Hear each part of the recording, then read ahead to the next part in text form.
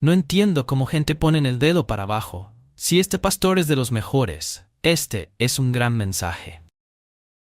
Estoy escuchando estas prédicas, son maravillosas. Soy católica, pero estas palabras me están cambiando. Bendiciones al pastor. Gracias a Dios por encaminarme a este canal. Muchas bendiciones desde Perú. Glorioso escucharle, pastor. Me edifican mucho las prédicas y devocionales. Dios siga usando su vida. Abrazo enorme desde Uruguay. Lo mejor de Dios para usted y su familia. Concretamente el capítulo 1, por favor. Libro de Job, capítulo 1. Mientras están buscando el pasaje, decirles que hablando con algunas personas en Israel sobre este libro y sobre este personaje, algunos me llegaron a decir que no puede ser que hubiera un hombre llamado Job, porque consideran que es prácticamente imposible que un ser humano pueda soportar tanta presión y tantos problemas y tantas pruebas como las que este hombre, según nos cuenta y nos narra el libro, tuvo que aguantar. Entonces yo les preguntaba, bueno, entonces si tú crees que este personaje no existió, ¿cómo interpretas, cómo aceptas o recibes el libro de Job? Y algunos me decían, bueno, ese es como una especie de libro alegórico donde se habla de un personaje llamado Job, que según me decían estos no existió, sino que es como una descripción, una narración de todos los sufrimientos por los cuales pasaría el pueblo de Israel.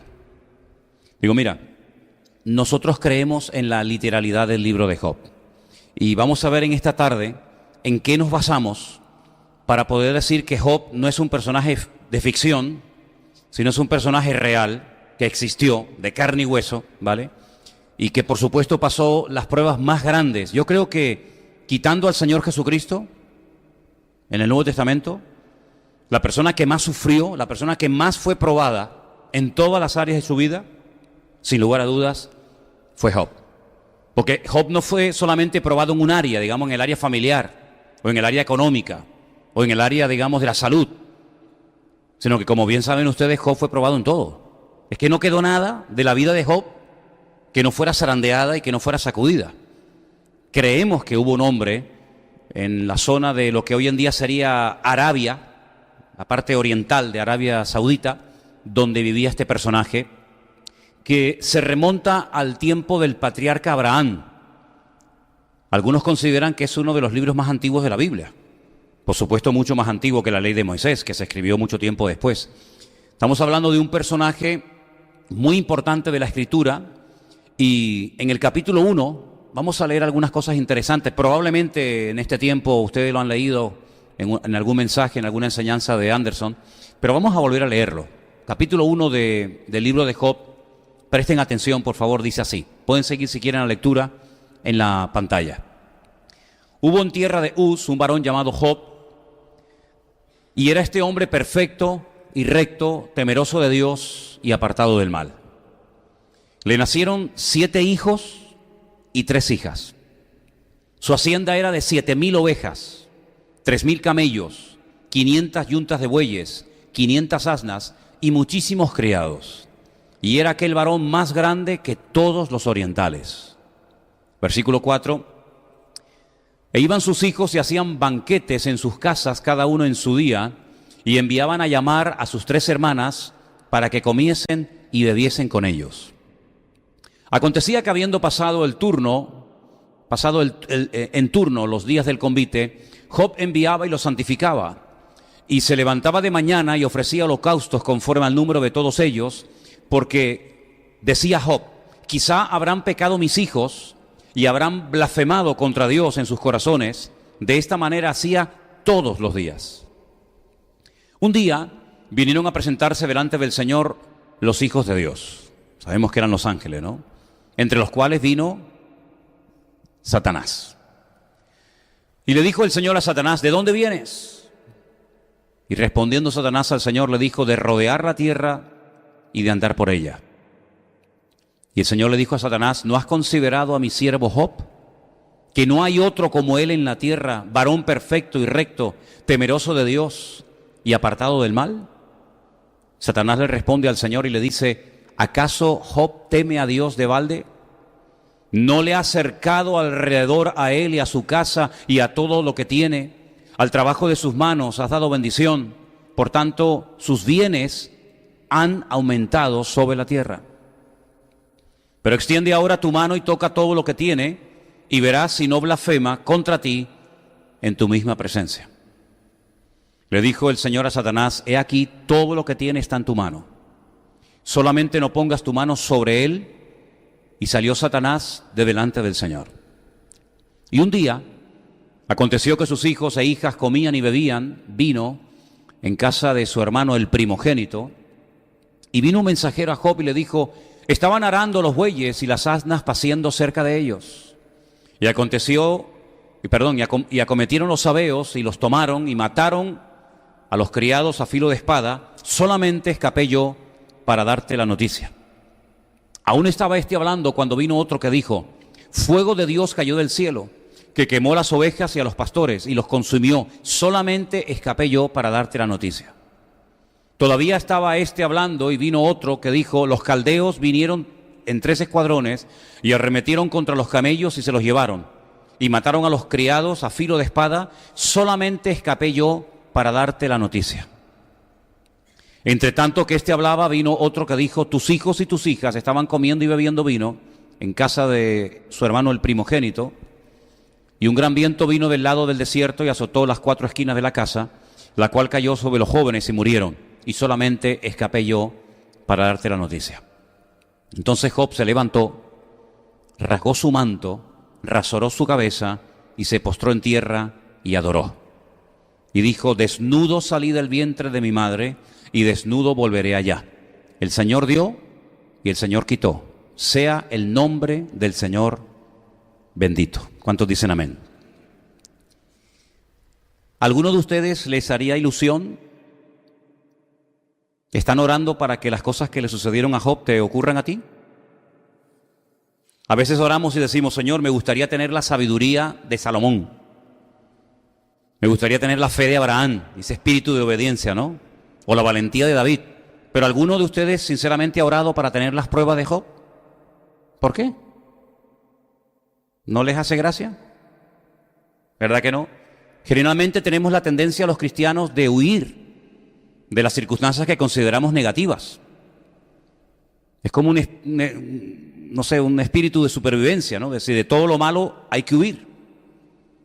Y consideramos que a veces las pruebas son malas, cuando la Biblia nos enseña que es todo lo contrario. Las pruebas no son malas. Los problemas que nos buscamos por nuestra mala cabeza sí son malos. Los caminos que transitamos ajenos a la voluntad de Dios no son nada buenos. Pero que el Señor nos pruebe es el mejor favor que nos puede hacer a ti y a mí, aunque no lo entendamos en el momento. Porque yo le comentaba a Anderson en estos días, y es mi opinión personal, cada uno puede tener la suya, ¿no? Que yo no creo que Job supiera lo que estaba pasando en el mundo espiritual con él. Ese pique, ¿no? Esa especie de apuesta, ese deseo de ver blasfemar y de ver claudicar a Job por parte de Satanás, y esa seguridad tremenda que tenía el Señor en su siervo, eso fue algo que pasó allí en la eternidad, algo que pasó en la presencia de Dios. Pero yo estoy convencido de que Job no tenía ni idea de lo que estaba pasando, porque si así hubiera sido, pues ya no tenía gracia la prueba. Si tú entiendes todo lo que te está pasando, pues ya no es una prueba. Porque yo dije hace tiempo, no sé cuántos de ustedes se acuerdan, que una de las características de la prueba es que no entendemos lo que nos está pasando. Las pruebas tienen unas características, y una de las características de una prueba que Dios está mandando a mi vida es que no entiendo nada. Incluso puede ser que hasta me enfade y diga: ¿pero por qué a mí? ¿Por qué siempre me tiene que caer a mí esta situación? Incluso puede ser que hasta te puedes enfadar y rebelar con Dios, diciendo: bueno, estoy orando, estoy asistiendo a la iglesia, estoy leyendo tu palabra, estoy haciendo las cosas lo mejor que puedo, lo mejor que sé. ¿Por qué me tiene que venir a mí ahora esta prueba en mi matrimonio? O en mi economía, o en mi salud, o con mis hijos, o con mi esposa, o con mi marido, o con este hermano, yo qué sé, ¿verdad? Y yo creo que Job en ningún momento sabía lo que entre Dios y Satanás habían hablado. Ahora, no cabe la menor duda de que lo que ocurrió en la vida de Job, por esa especie de conversación privada entre Dios y Satanás, hoy en día no se podría dar. No se podría dar. Algunos se preguntarán, ¿y por qué? Porque la posición de Satanás en aquel momento no es la posición de Satanás hoy en día. Satanás en aquel tiempo, como hoy en día, anda suelto. Satanás no está atado en el infierno sin poder moverse.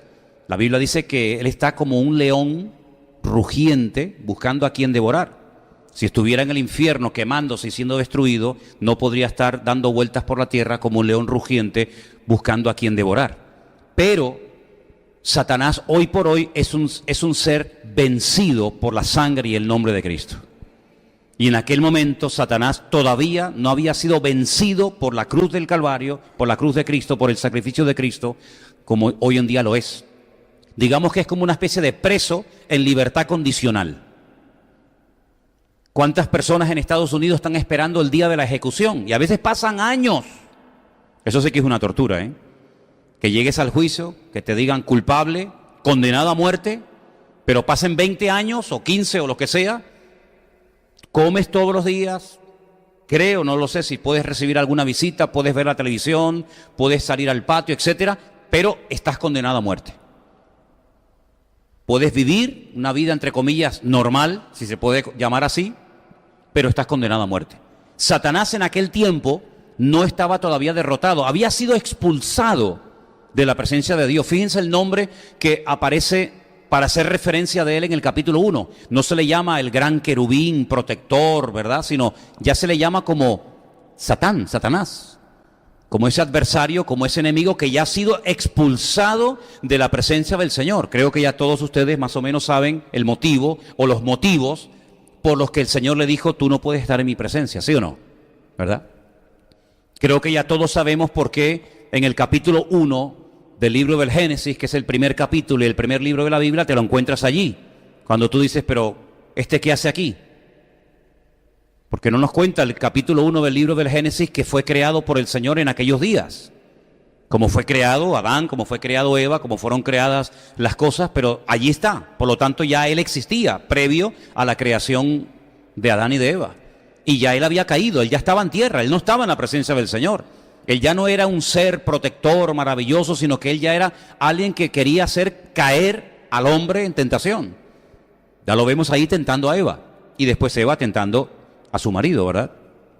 Así que ya en el capítulo 1 del libro de Job, ya él no está como el arcángel encargado de todo lo que es la alabanza y la adoración en el cielo, delante del trono de Dios, pero se ve que todavía tiene acceso.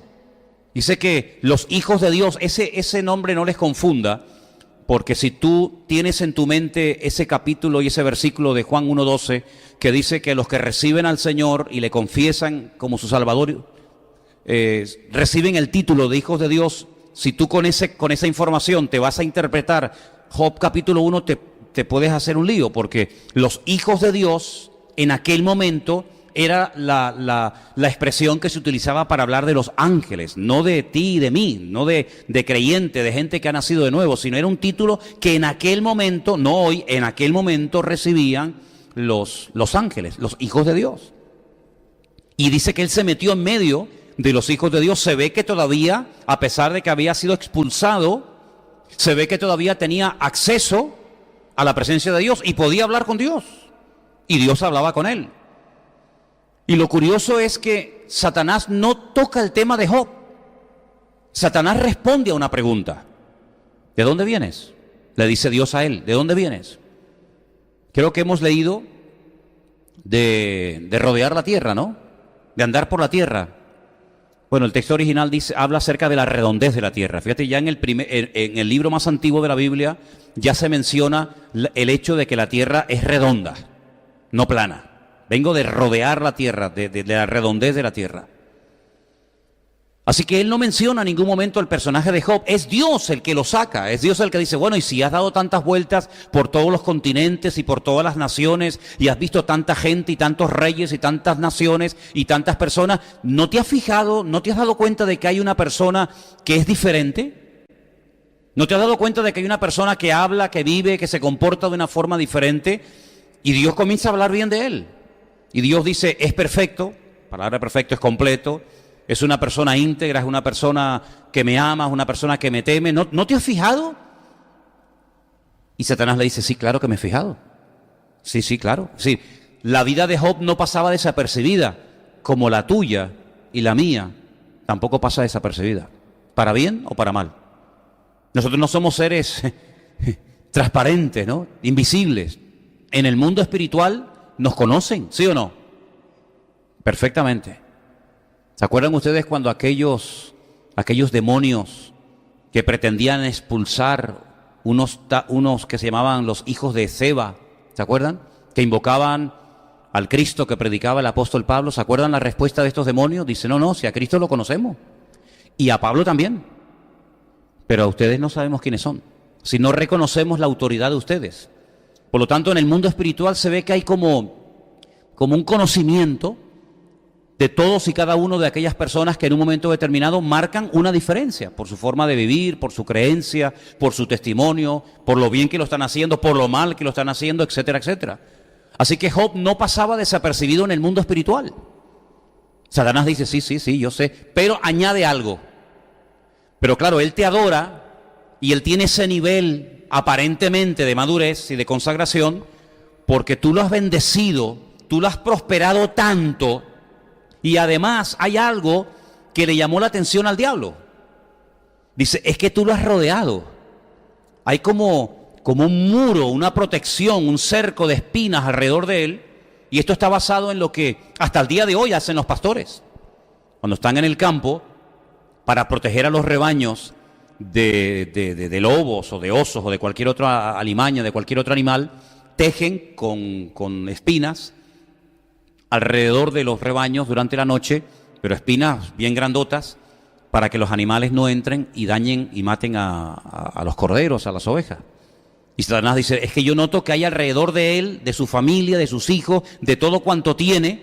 Ahora, me llama la atención que la espiritualidad del padre no era la espiritualidad de los hijos. Dios realmente de quien está presumiendo es de Job, no de los hijos de Job. Pero Satanás cuando habla de la familia de Job dice, es que tú también tienes rodeado a sus hijos. Bueno, y eso es algo bonito, ¿no? Porque vemos que, como dice Pablo en la carta a los Corintios, que el hombre creyente santifica a su esposa y a sus hijos inconversos. O viceversa, ¿no? La esposa creyente puede llegar a santificar, en cierto sentido, a proteger, a bendecir a su marido, a sus hijos inconversos. Eso es muy bonito saberlo, ¿verdad? Entonces, Satanás le hace una propuesta a Dios. Dice, mira, quítale esa protección y ya verás cómo blasfema y habla mal de ti en tu misma presencia. Ahora, la seguridad de Dios a mí me sorprende. Es decir, Dios no tiene ninguna duda a la hora de responder. Claro, el planteamiento, la sugerencia, la propuesta del diablo es muy fuerte, muy fuerte. Es decir, yo te voy a demostrar que tú te equivocas. Quítale esa protección, desampáralo, déjalo solo y ya verás. Vamos a ver, vamos a conocer al verdadero Job. Vamos a ver si realmente toda esa espiritualidad y toda esa madurez y toda esa devoción, si es real o es egoísta. Y el Señor tiene tanta seguridad en Job que le da permiso. Qué bonito esto, ¿no? Le da permiso a Satanás como diciéndole, venga, demuestra lo que acabas de decir, inténtalo. Vemos aquí algo muy importante que no nos puede pasar desapercibido. Que Satanás, a pesar, y no se sorprendan por lo que voy a decir, ni se tiren de los pelos, Satanás no es un imbécil. Satanás es un ser tremendamente poderoso, ¿eh? ¿Cómo dice, hermano? Sí, se lo vuelvo a repetir por si no me entendió. Satanás es un ser tremendamente poderoso. El que esté vencido, el que esté a raya por la obra de Cristo es otra cosa. Pero que tiene un poder destructivo impresionante, no le quepa a usted ni la más mínima duda. Jesús, hablando de él, dijo, es un ladrón que viene para hurtar, para matar y para destruir. Esos tres adjetivos los dijo Cristo acerca de este personaje. Es un ladrón que viene a hurtar, a matar y a destruir. Y hermanos, seamos sinceros. ¿Consigue a veces Satanás sus objetivos con ciertas y determinadas personas, con naciones, con familias? ¿Sí o no? No le quepa a usted la menor duda. No le quepa a usted la menor duda. El único personaje de la Biblia, escúcheme bien lo que le estoy diciendo, cuando la Biblia lo describe a él el día de su creación, no vamos a leer ahora los pasajes, tal vez en su momento lo haremos, el Señor dice, acabado en hermosura. Cuando terminó de crear a Adán dijo, y vio Dios que era bueno. Pero cuando terminó de crear este personaje dije, acabado en hermosura, el sello de la perfección, lleno de sabiduría. Si los atributos, los piropos, permítame la expresión, que el Señor utiliza para hablar de este personaje, no los utilizó nunca para hablar de ningún ser humano. Acabado en hermosura. ¿Cómo creó, cómo puso Dios a Adán y a Eva en el jardín del Edén? Desnudo, como la madre los trajo al mundo. ¿Sí o no? Así, desnudito. ¿Cómo era la vestidura de Satanás o de Luzbel en aquel momento? Léalo en la Biblia. Ahí está en Ezequiel, ahí está en Isaías. Todo tipo de piedras preciosas, alucinantes. Era como las vestiduras del sumo sacerdote, pero multiplicado por 1000. Porque el sumo sacerdote llevaba unas piedrecitas ahí nomás. Pero este tenía un acabado, era algo espectacular. Incluso algunos dicen que al estar tan cerca de la presencia del Señor con la luz de Dios, cuando irradiaba esos colores sobre lo que se divide la luz, ¿verdad? En 7 colores diferentes, Él los proyectaba. Satanás entiende todos los idiomas del mundo, todos. Alemán, francés, hebreo, arameo, griego, español, japonés, chino, todos los idiomas del mundo Él los conoce. Se sabe la Biblia de memoria. Dígame usted un cristiano, un pastor, que se sepa la Biblia de memoria. Yo no conozco a nadie. Él se la sabe de memoria. Conoció personalmente a Jesucristo. Ha hablado personalmente con Dios. Personalmente con Dios. La Biblia limitó al hombre hasta el punto que dijo que el hombre no puede ver a Dios porque si le ve cae muerto. Sin embargo, Satanás veía a Dios y no se moría. ¿Qué le parece? Y hablaba y salía. Satanás habló con Cristo en el desierto en varias ocasiones y no cayó tumbado al suelo, patas arriba, como una cucaracha. Es capaz de recorrer la tierra así, en décimas de segundo. Dice, vengo de recorrer la tierra. Oye, la tierra tiene muchos miles de kilómetros de circunferencia y él la recorre así como nada. Sabe perfectamente de matemática, de arqueología, de química. Bueno, y en cuanto a la música ni le cuento.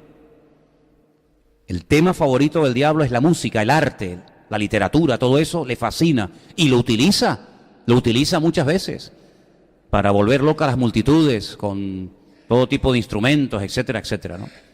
El día que Dios creó al hombre, utilizó barro, lo más bajo. No utilizó oro, ni piedra, ni platino, barro, polvo. Y le recuerda, polvo eres y al polvo serás.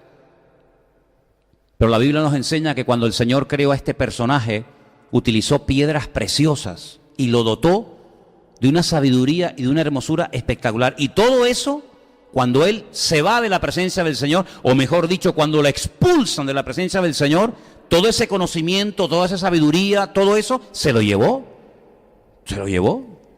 ¿Qué te parece? Y por eso cuando se presenta delante de la presencia del Señor, Él le dice, no, si yo sé quién es Job, yo sé perfectamente cómo se llaman sus hijos y dónde vive y qué edad tiene y si está casado, si está soltero, sé absolutamente todo de él, pero también sé que si tú lo pones a prueba y me permites a mí quitarle todo, te vas a llevar la mayor desilusión de tu vida con este personaje del cual ahora estás presumiendo y fanfarroneando. Y el Señor le dijo, venga, dale. Y ahí dice que salió de la presencia del Señor este ser terrible y se ensañó, ¿sabes? Se ensañó con Job de una forma tremenda. Y todo lo que le pasó, dice que le ocurrió en un día, si no fue en un plazo de 20 años, ¿no? Sino que le estaban contando una desgracia y aún no habían terminado de contársela, ¡pum! Y venía el otro. Y aún no se había repuesto del anterior, ¡pum! Y venía el otro, y venía el otro. Y al final, como la puntilla, porque oye, puedes perder cosas, pero bueno, Puedo perder las ovejas, las yuntas de bueyes, las cabras, los terrenos, las propiedades, las cosechas. Pero la última noticia, que tuvo que ser durísima, dice, y los 10 hijos que tienes, los 7 varones y las 3 hembras, están muertos, ya no existen. Saben ustedes que el número 7 es el número de la perfección, ¿verdad? Y Job tuvo la perfección en la familia, tenía la familia perfecta. La familia perfecta. ¿Cuántos varones tiene? 7. El judío que tenga 7 varones se puede considerar Ashrei, es decir, el hombre más privilegiado y gozoso de la tierra. Solamente veo en la Biblia 2 hombres que tuvieron 7 hijos, varones. A Job. ¿Y quién era el otro? Isaí, el padre del rey David. 7 hijos varones. Por eso, cuando nació el octavo, en cierto sentido fue como una tragedia, porque rompía la perfección familiar. Y por eso David muchas veces se consideraba como el último de la fila, ¿no? En pecado me concibió mi madre. Tenía que estar en pecado cuando Dios permitió que yo naciera. Así que tenía los 7 varones y tenía 3 hembras. Bueno, pues ni uno le quedó con vida. Porque, oye, el perder un hijo tiene que ser duro, ¿no? Pero el perder a los 10... yo creo que no hay ninguno de nosotros que sea capaz de poder entender lo que tiene que sentir un padre cuando pierde a todos sus hijos y toda su fortuna y toda su herencia y todo en un día. Ahora, los traductores de la Biblia, los que hacían las copias de la Biblia, y esto lo compartíamos anoche, se quedaron tan sorprendidos por lo que pretendía Satanás con este hombre, que blasfemara, que hablara mal de Dios, que cuando tradujeron, vamos al capítulo 1 un segundito, cuando tradujeron el texto, no pusieron la palabra maldición, porque les parecía muy fuerte, y pusieron la palabra bendición. En Job capítulo 1, versículo 12, le dijo el Señor a Satanás, he aquí todo lo que tiene está en tu mano, solamente no pongas tu mano sobre él. Salió Satanás de delante de la presencia del Señor. Pero lo interesante es que lo que Satanás quería es que maldijera el nombre del Señor. Y les pareció tan fuerte que Job pudiera llegar a maldecir el nombre de Dios, que en las copias de la Biblia no aparece la palabra maldición, sino la palabra bendición, porque les parecía, ya digo, muy duro que Job pudiera llegar a maldecir el nombre del Señor. Así que en nuestra Biblia pone, porque es así, el objetivo era que maldiga a Dios, que hable mal de Dios. Sin embargo, en las Biblias, en los textos que tenemos del hebreo, aparece la palabra bendición, porque ya digo, les parecía muy fuerte que un hombre, después de pasar por esas pruebas, terminara maldiciendo al Señor. Ahora, a mí me da la impresión de que el que llevaba ahí en esa casa la espiritualidad y el orden, realmente quien lo llevaba era Job, porque yo no veo a la mujer de Job una mujer muy espiritual. ¿Ustedes la ven muy espiritual? ¿Y a los hijos? Yo veo a los hijos que están todo el día de fiesta. Claro, eran hijos de papá, eran ricos, eran millonarios. Hermano, la lista de lo que tenía Job, hoy en día mucha gente no lo tiene. Tenía miles. Todo lo que Job tenía siempre habla de miles. Miles de no sé qué, miles de no sé cuánto, y miles de tal. Era un hombre tremendamente multimillonario, tremendamente rico. Ahora, no nos confundamos, una cosa es tener y otra cosa es ser. Y Satanás creía que por lo que tenía, Job era un hombre espiritual. Sin embargo, Job dejó bien claro para toda la historia de la humanidad, hasta nosotros hoy en día, que él no era maduro por lo que tenía, sino él era maduro y espiritual por lo que era y por el Dios al cual él conocía. Ahora, yo me he preguntado, ¿de dónde sacó este hombre esta madurez? Porque este hombre nunca fue a ningún culto. Este hombre no conoció el concepto iglesia. Este hombre nunca fue al templo de Jerusalén. Este hombre nunca leyó la Biblia. No, es que la Biblia no se había escrito ni una letra. ¿De dónde tenía este hombre tal conocimiento, tal madurez? Incluso lo que me llama la atención es que presentaba sacrificios. Bueno, presentaba sacrificios porque ustedes saben que cuando Adán y Eva pecaron y fueron expulsados de la presencia del Señor, una de las cosas que el Señor estableció como norma, como patrón de conducta, es que a partir de ahora el que se quiera acercar a mi presencia ya no es como antes que hablaban conmigo, no, eso se acabó. Ahora las cosas se han deteriorado, ahora vamos a entrar a otro nivel. Y el nivel es que si no hay derramamiento de sangre y no hay un sacrificio y no hay un holocausto de por medio, no hay relación. Y eso se le quedó grabado al ser humano. Por eso Caín, a pesar de cómo era, él lo hacía. Y Abel también lo hacía. Y otros personajes de la Biblia, como Abraham, como Isaac, como Jacob, etc. Pero fíjate que este hombre sabía que él podía interceder por la vida de sus hijos. Dice, por si acaso, no es que lo hubieran hecho, cuidado, no es que sus hijos fueran un desastre, como por ejemplo algunos de los hijos de David fueron un desastre, ¿verdad? O como los hijos de Samuel, ¿se acuerdan? Los hijos de Samuel le dijeron los ancianos, oye, nómbranos a un rey, porque como tus hijos se queden en lugar tuyo, van a llevar al país a la ruina. O como los hijos del sacerdote Elí, ¿os acordáis? Ofni y Fines. La Biblia no dice que los hijos de Job fueran malos, pero Job decía, y si en esos banquetes, si en esas comilonas, si en esas fiestas donde corre el vino a raudales, mis hijos han hecho o han dicho algo incorrecto, yo por si acaso voy a orar por ellos y a presentar sacrificios cada día delante de la presencia del Señor. Qué bonito, ¿no? Qué bonito, por si acaso. ¿Saben lo que pensaba cuando leía eso? Cuando un día el Señor le dice a Pedro, Pedro, ¿sabes una cosa? Satanás ha venido, conversación que no tenemos en la Biblia, dicho sea de paso, pero el Señor dice, Satanás ha venido y os ha pedido. Y me ha pedido, me pide permiso, como le tuvo que pedir Satanás al Señor en el libro de Job, para que les deje que les zarandee como al trigo. ¿Se acuerdan, sí o no? Pero ¿qué le dice el Señor? Pero yo ya he orado. Antes de que Él viniera a pedirme eso, yo ya iba por delante de Él. Yo ya he orado para que tu fe no te falle. Y una vez que seas confirmado, vete y confirma y anima y comparte la bendición y la restauración a tus hermanos. ¿Cuántos dicen amén? Qué bonito, ¿no? Bueno, pues así como Job se adelantaba a lo que a lo mejor los hijos podían hacer, y así como el Señor se adelantó a Satanás cuando vino a pedirle a los discípulos, yo creo que cada mañana podemos tener la seguridad, antes de despertarnos, antes de quitarnos las legañas de los ojos, antes de lavarnos los dientes, antes de levantarnos de la cama, ya el Señor ya oró por nosotros para que el día fuera un día victorioso y bendecido. Y ya nos cubrió con su sangre para que nuestras fuerzas físicas y espirituales sean las mejores. ¿Cuántos lo creen?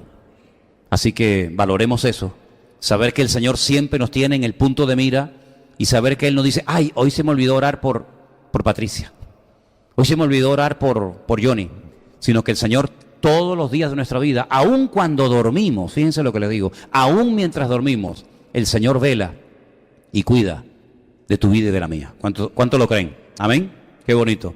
Ahora, les dije al principio que nosotros creemos en la literalidad de la escritura, del libro de Job, porque uno de los requisitos, yo sé que no es el tema, pero viene a colación, uno de los requisitos para decir, bueno, ¿qué libros ponemos y qué libros no ponemos en la Biblia? Cuando se hizo el canon, cuando se decidió, claro, había un montón de libros, mucho más que lo que tenemos aquí. ¿Qué libros ponemos en la Biblia y qué libros no ponemos? ¿Y por qué los ponemos? ¿O por qué no los ponemos? Uno de los requisitos era que en otros libros de la Biblia se hiciera referencia a ese personaje o a ese libro.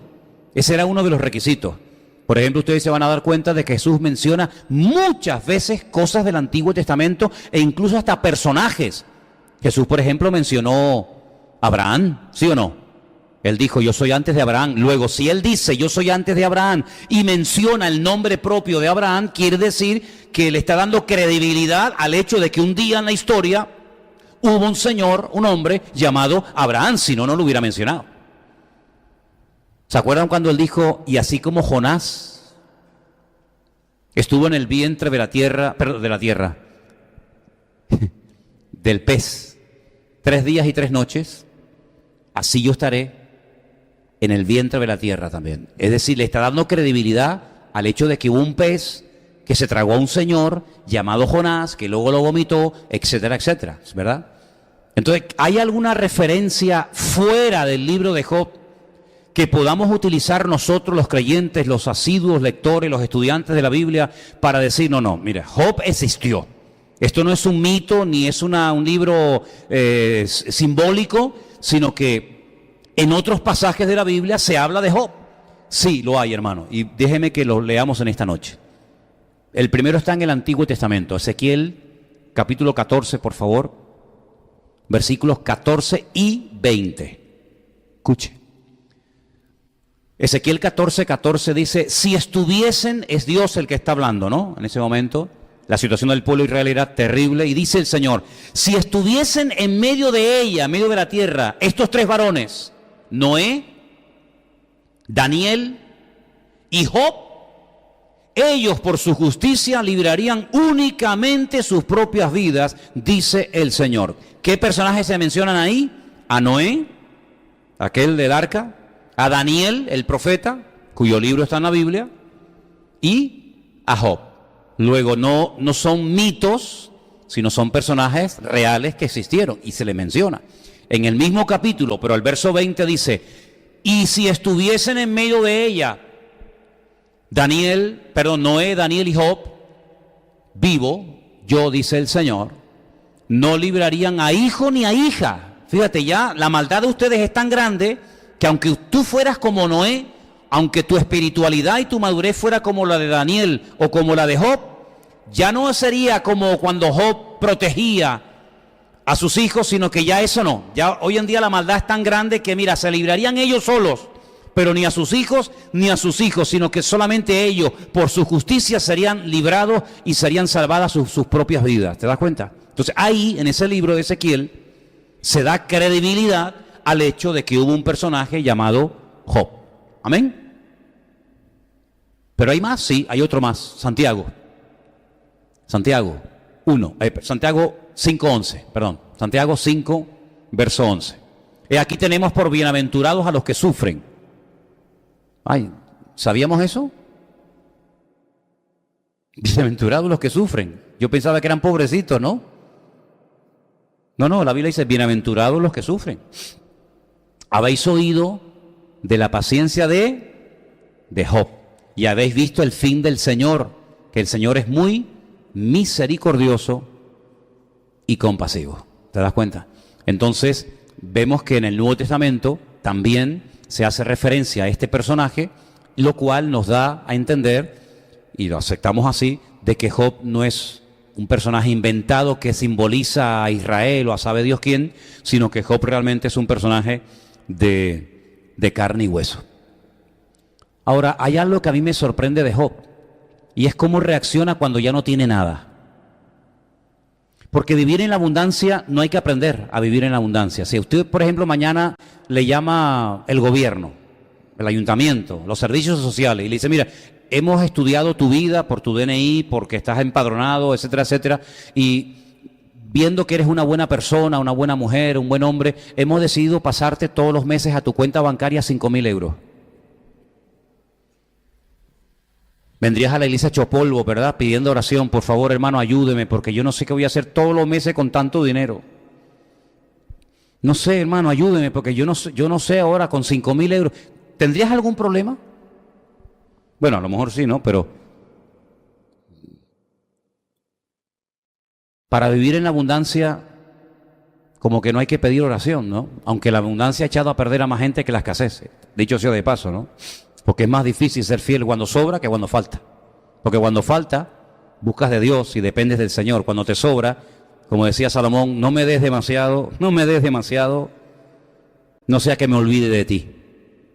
Fíjate tú el peligro que puede correr una persona cuando tiene demasiado. Puede llegar a olvidarse de Dios. Y Pablo, tomando todo eso, dice, y no se olviden que la raíz de todos los males es el amor al dinero. Fíjate lo que te digo, ¿no? Entonces, lo que me llama la atención es ver que Job no perdió la paz, no perdió la fe, no perdió la confianza en el Señor cuando no tenía nada. Aquí dice en nuestra versión en español que se sentó sobre ceniza. Esto es lo que hacían los que estaban pasando un problema muy grave en su vida. Generalmente los que estaban de luto se cubrían con telas de silicio, se llenaban de ceniza. Pero el texto original dice que se fue a vivir a un estercolero. Es decir, Job vivía. Nosotros lo vimos cuando estuvimos en Kenia, cuando abrimos aquella obra en Kenia, ¿se acuerdan? Enfrente de una iglesia evangélica, bueno, Armando lo sabe porque estuvo allí conmigo, enfrente de una iglesia había ¿cómo se llama? Un vertedero de basura inmenso, inmenso, donde la gente iba y rebuscaba basura y entraban perros y animales y aves y de todo. Esa era la condición en la que vivía Job. Si de ser el hombre más rico, imagínense, no sé, por decir a alguien, ¿no? Bill Gates. Imagínenselo aquí en un vertedero de basura, hecho polvo, enfermo, tirado, sin un duro, sin amigos, sin familia, sin nada, viviendo en un vertedero de basura. Sí, el cambio fue brutal, pero no un cambio que fue poco a poco hasta llegar ahí, sino de la noche a la mañana, hermano, de la noche a la mañana, de tenerlo todo a perderlo todo, familia, hijos, salud, absolutamente todo. Llegó a contraer una enfermedad que aquí dice que era como una especie de sarna, pero realmente la palabra que aparece es como pústulas que supuraban pus. Era algo tan, permítame la expresión, tan asqueroso, que cuando llegaron los amigos de Job, benditos los amigos, porque si esos son los amigos, ¿cómo serían los enemigos, no? Cuando llegaron los amigos de Job, dice que estuvieron una semana mirándose entre ellos, diciendo, ¿y qué le decimos? Dice que no sabían ni qué decirle. Lo mal que lo verían. Sin familia, sin hijos, sin salud, sin nada, pero con algo que fue lo que lo sostuvo y lo mantuvo: su confianza y su fe en el Señor. ¿Cuántos dicen amén? Hermanos, que si la vida nos golpea y perdemos capacidad económica o física o lo que sea, que el diablo nunca nos logre arrebatar nuestra confianza y nuestra fe en el Señor. Porque las cosas van y vienen, ¿verdad? Pero nuestra confianza en el Señor tiene que estar por encima de que se me rompió el coche, por encima de que la maldita lavadora no me funciona y el chiquillo me suspendió todo en el colegio y ahora no tengo trabajo. Mire, nuestra fe tiene que estar por encima de todas esas cosas. Amén, hermanos. Pablo decía: he acabado la carrera, he peleado la buena batalla, pero he guardado la fe. Gloria a Dios. Quiero en esta noche llevarles a Romanos capítulo 8, los versículos del 35 en adelante. Romanos 8, del 35 en adelante, lo tenemos ahí en la pantalla. ¿Lo tienen, hermanos? ¿Quién nos podrá separar del amor de Cristo? No dice qué, dice quién. Y ahora comienza a mencionar cosas como si fueran cosas, como si fueran personas. Porque podía haber hecho la pregunta: ¿qué nos puede separar del amor de Cristo? No, dice quién. Como dando a entender que detrás de la tribulación, por detrás de la angustia, por detrás de la persecución, siempre está la misma mano negra del diablo. Porque por detrás de aquellos animales que se morían así de repente, por detrás de aquellas casas que se derrumbaban, por detrás de aquellos niños de aquellos jóvenes que se morían, por detrás de aquellas cosechas que así de golpe y porrazo se pudrían, siempre había alguien, y ese alguien siempre es el mismo, el ladrón, el que viene a hurtar, a matar y a destruir. Por eso dice: ¿quién nos podrá separar? Y ahora menciona cosas, ¿no? Tribulación, angustia, persecución, hambre. Oye, un cristiano puede pasar hambre, ¿y a usted quién le dijo que no? Ay, hermano, no me diga eso. Bueno, yo no sé lo que a usted le enseñaron ni me interesa. Yo lo único que sé, que Pablo, cuando menciona la lista de sus sufrimientos personales como siervo de Dios, menciona los ayunos y el hambre. Y si no, léalo. Dice: yo he pasado hambre por Cristo. Porque ayunar no es pasar hambre, aunque se pasa hambre, ¿no? Pero uno no ayuna para pasar hambre. Y Pablo dice: muchos ayunos y hambre también ha pasado por el Señor, ¿eh? Y ahí él dice que hambre, desnudez, peligro, espada, es decir, guerra, conflictos armados, como está escrito. Y ahora se remite a la palabra, eso es muy bueno saberlo: por causa de ti somos muertos todo el tiempo, somos contados como ovejas de matadero. Antes, en todas estas cosas, dice Pablo, somos más que vencedores por medio de aquel que nos amó. ¿Y quién fue el que nos amó? El Señor Jesucristo. Por lo cual estoy seguro, esa seguridad no hay que perderla nunca. No podemos ser dubitativos en cuanto a nuestra fe. Hoy sí, mañana no, ahora creo no.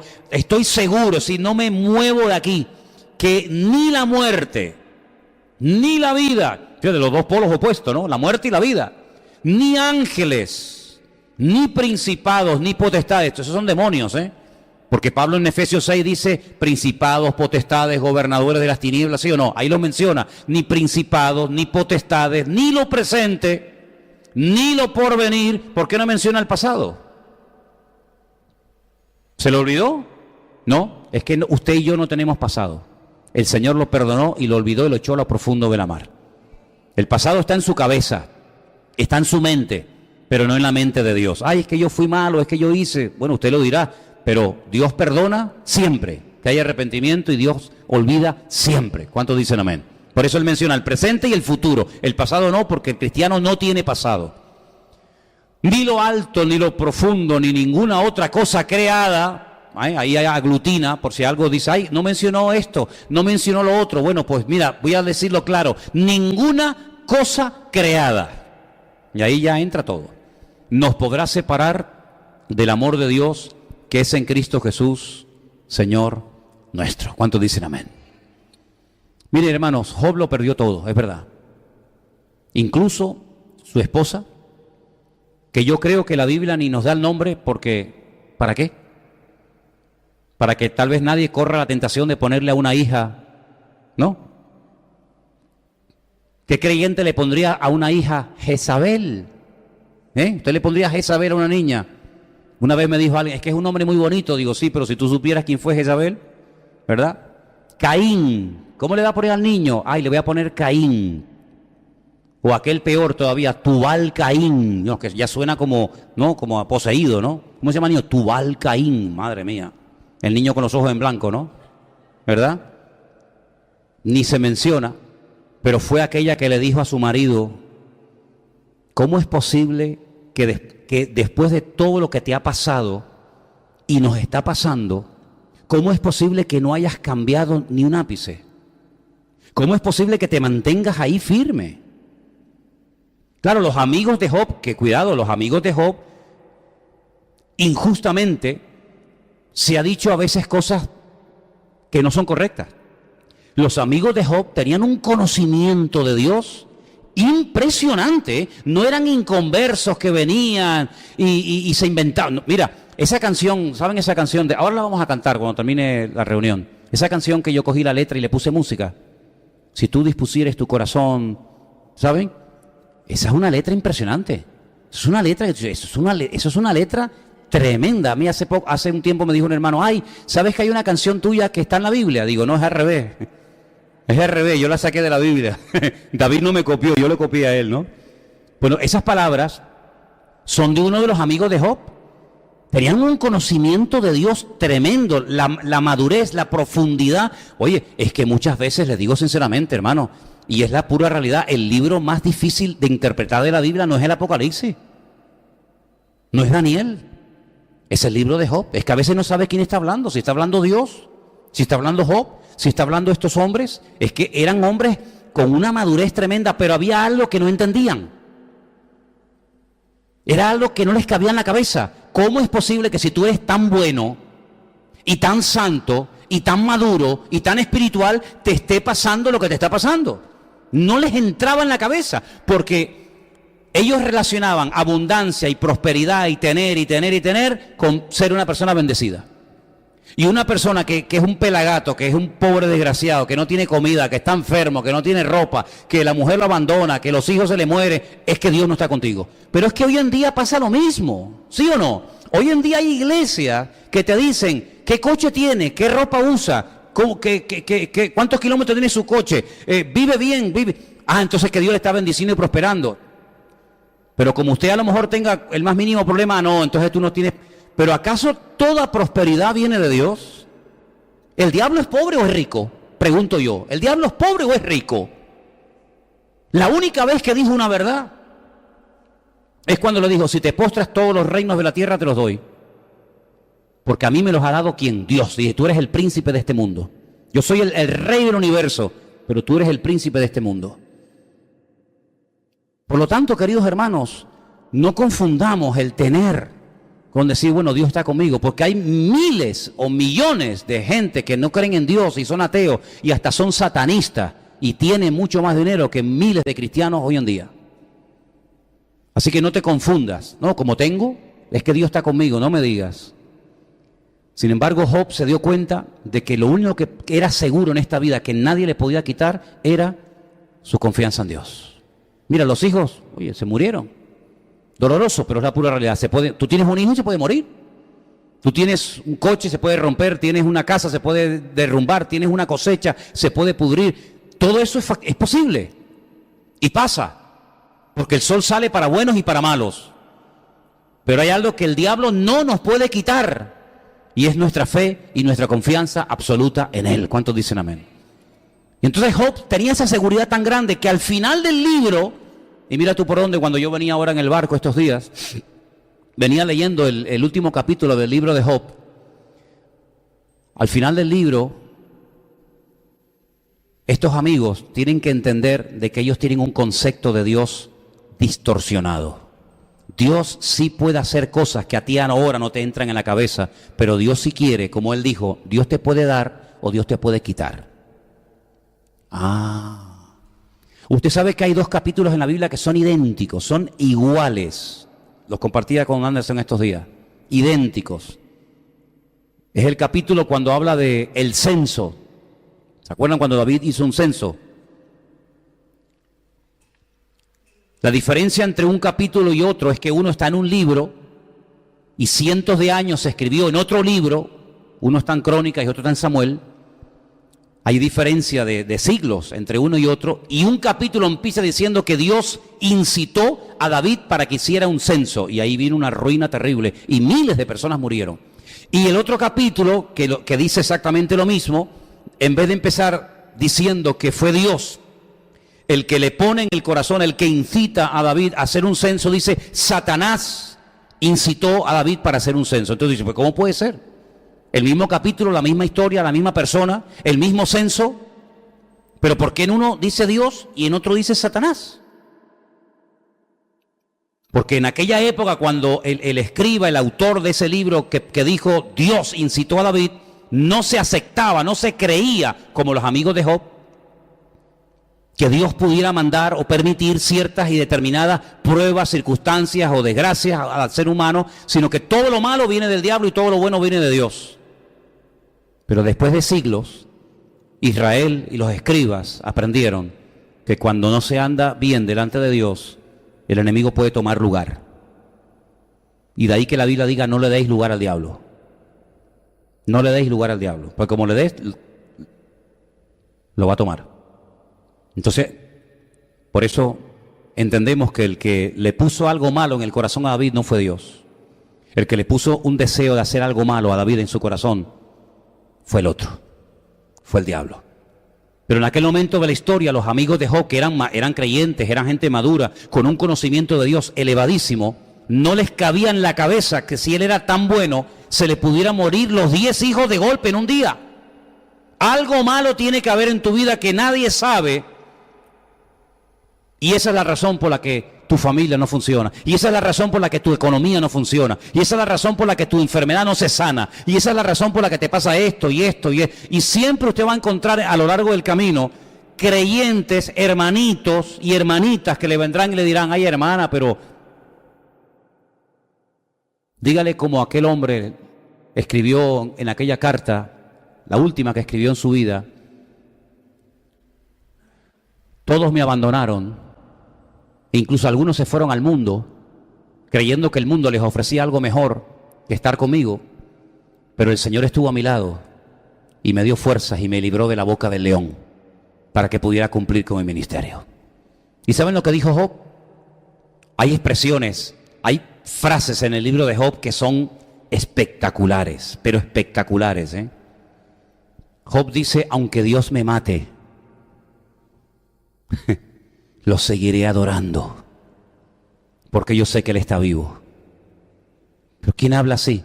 Alguien que está en la cumbre, ¿no? No, alguien que está tirado, hecho polvo. Aunque tú me mates, yo no claudico, porque yo sé que tú estás vivo. Pero va más allá. Porque él creía en la resurrección. ¿Quién creía en la resurrección en aquellos tiempos? Nadie. ¿Había acaso resucitado a alguien? No. Pero Job dijo, aunque mi carne se deshaga, aunque yo me despedace, aunque yo me muera, yo sé que yo con mis ojos volveré a ver a mi Redentor. Él está creyendo que va a resucitar. Bueno, y dice cosas como aquello que dijo al final del libro, yo de oídas te había oído, pero ahora realmente mis ojos te ven.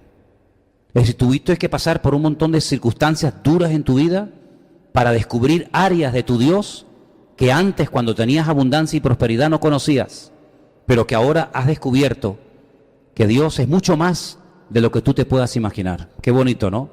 Así que, queridos hermanos, detrás de una prueba siempre hay una bendición de Dios en el camino, siempre. Te vuelvo a repetir, una característica fundamental y elemental de la prueba es que no entendemos lo que está pasando.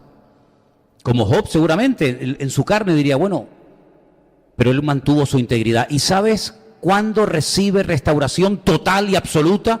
En la familia, en la economía, en la salud, etcétera, etcétera. Vamos a leerlo. Vámonos al último libro, al último capítulo del libro de Job. El último, ya terminamos. Se titula esta parte Restauración de la vida de Job. Capítulo 42. Capítulo 42, por favor, a partir del versículo 10. ¿Lo ponemos? Quitó el Señor la aflicción de Job. La quitó el Señor, no que comenzó a tener otra vez un montón de cosas. No, tú puedes tener un montón de cosas, pero si Dios no obra, las cosas que tienes no te van a quitar la angustia y la aflicción. Es Dios el que tiene que obrar. Por eso no empieza diciendo que otra vez tuvo camello y ovejas y yuntas de bueyes e hijos. No. Primero empieza diciendo, Dios fue el que actuó. ¿Cómo?